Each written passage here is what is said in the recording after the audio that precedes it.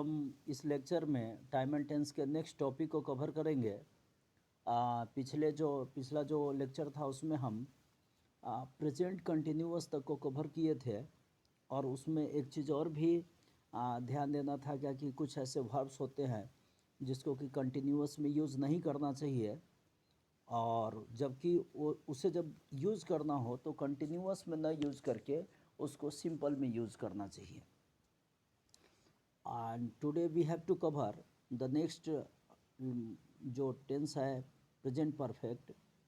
तो पहले तो we have to know the structure of present perfect कि इसमें हम सब्जेक्ट को लेंगे, हैज़ हैव को हेल्पिंग वर्ब के रूप में लेंगे एंड मेन वर्ब का थर्ड फॉर्म को हम यूज़ करेंगे।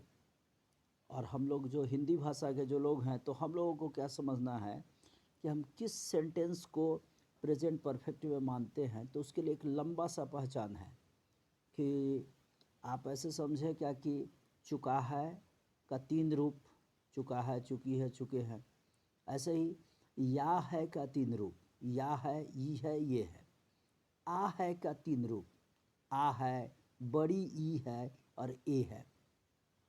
और इसके अलावा अगर ये नहीं भी हो तो केवल आ की मात्रा मैच करे, जैसे वह पढ़ा है, वह लिखा है, तो आ है की मात्रा मैच करेगा।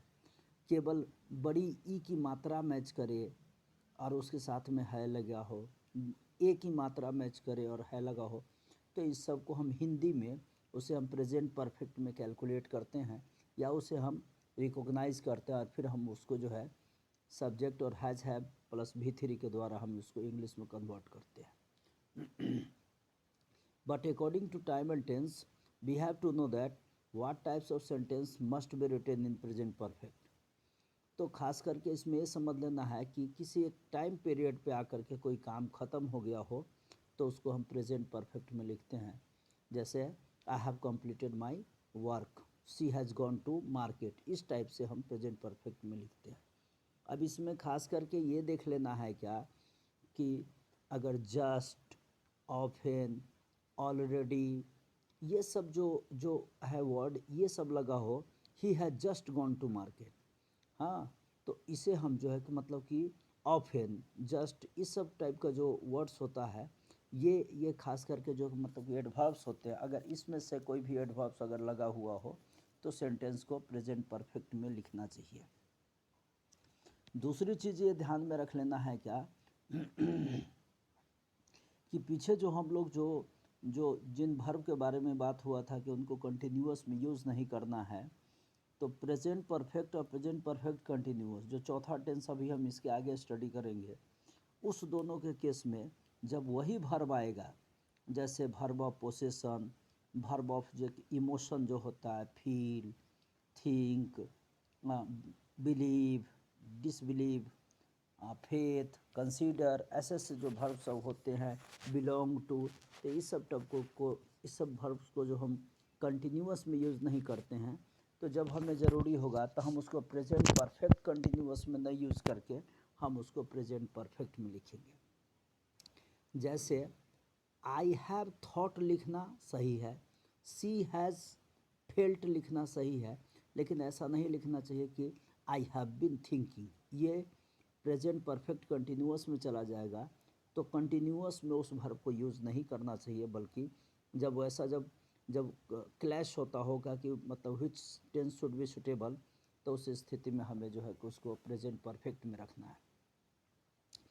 अब इसके आगे वाला जो प्रेजेंट परफेक्ट कंटिन्यूअस होता है उसमें हमें खास करके हिंदी में समझ करके रखना है क्या कि जब हम ऐसा लगा होता है क्या कि ता रहा है, मतलब क्या कि सीधे रहा है, रही है, रहे हैं, ये जनरल कंटिन्यूअस, या हम ये कहेंगे जैसे प्रेजेंट में है तो प्रेजेंट में जो सेकंड होता है प्रेजेंट कंटिन्यूअस, तो प्रेजेंट कंटिन्यूअस में हम उसको रखते हैं रहा है, रही है, रहे। लेकिन ता रहा है यानी कि लंबा समय तक चलने वाला काम है, ता रहा है, कुछ घंटों में, कुछ महीनों, इस टाइप का जो जो लॉन्ग टर्म का होता है, लॉन्ग ड्यूरेशन का होता है, उसको हम जो है कि मतलब कि चौथे टेंस में यानी कि प्रेजेंट परफेक्ट कंटिन्यूअस में रखते हैं।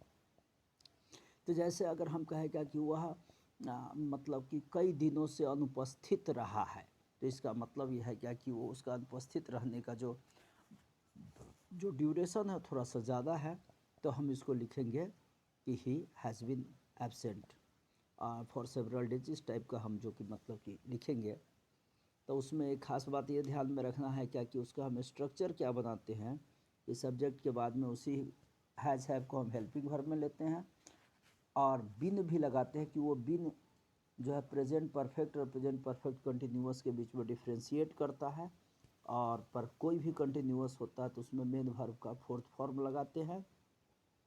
और इसमें जो है क्या कि मतलब प्रेजेंट परफेक्ट कंटिन्यूअस में यदि टाइम दिया हुआ हो तो पॉइंट ऑफ टाइम के साथ में हम सिंस लगाते हैं और पीरियड ऑफ टाइम के साथ में हम फॉर लगाते हैं।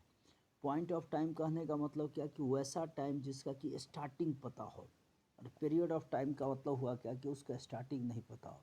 जैसे अगर हम कहें कि सोमवार से तो हम इसको सिंस से लिखेंगे, और जैसे लिखा हुआ है 5 दिनों से तो हम इसको फॉर लिखेंगे। इसी प्रकार अगर लिखा हुआ हो कि 10 महीनों से तो हम इसको फॉर लिखेंगे, और जब लिखा हो जुलाई से तो हम उसको सिंस लिखेंगे। जैसे 1990 से तो हम इसको सिंस लिखेंगे, अब 20 वर्षों से तो हम इसको फॉर लिखेंगे। इसी प्रकार ये ध्यान में रखना है कि दिन का कोई भी भाग हो उसको जो है मतलब कि सिंस से हमें रिप्रेजेंट करना है। जैसे सुबह से, दोपहर से, या the part of the life has to be represented by since. जीवन का कोई भी भाग हो, बचपन से, जवानी से, बुढ़ापा से, सबको हमें सिंस से लिखना है। तो ये तो हो गया क्या कि उसका जो स्ट्रक्चर होता है उसको, और ख़ास करके देख लेना है क्या कि अगर सिंस या फॉर लगा हुआ हो तो वो सेंटेंस जो है कि मतलब कि परफेक्ट कंटिन्यूअस में जाएगा। अब अगर ऑप्शन दिया हुआ हो तो हम चुनाव करते समय में हैज़ हैव के द्वारा हम प्रेजेंट परफेक्ट कंटिन्यूअस में लाते हैं और हैड के द्वारा हम पास्ट परफेक्ट कंटिन्यूअस में लेकर के जाते हैं।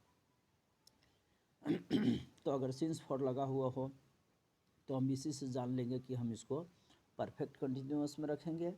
और अगर हिंदी से इंग्लिश ट्रांसलेट करना हो तो नॉर्मली ये ध्यान में रखना है कि वह, जैसे लिखा हो कि वह पौधे को पानी पटाता रहा है, तो इसमें पटाता रहा है उसको हम जो है मतलब कि चौथे में लिखेंगे।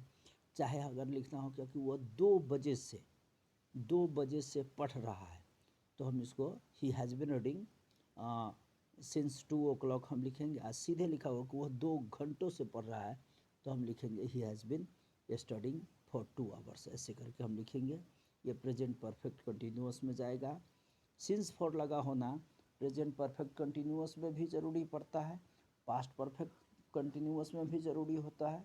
तो बात बनता है क्या कि जिस समय में हमें डिफरेंट वर्ब्स दिए जाते हैं तो उसमें हमें एग्जामिन करना या सिलेक्ट करना रहता है क्या कि इसमें कौन से में लेकर के जाएंगे। और अगर मान ले क्या कि कोई एक सेंटेंस परफेक्ट कंटिन्यूअस में लिखा जा सकता हो तो एक साथ प्रेजेंट परफेक्ट कंटिन्यूअस और पास्ट परफेक्ट कंटिन्यूअस दोनों ऑप्शन में नहीं दिया जा सकता है। जब भी होगा तो एक परफेक्ट कंटिन्यूअस में दिया जाएगा तो कोई दूसरा ऑप्शन किसी दूसरे का होगा, ताकि स्टूडेंट उसको सेलेक्ट कर सके।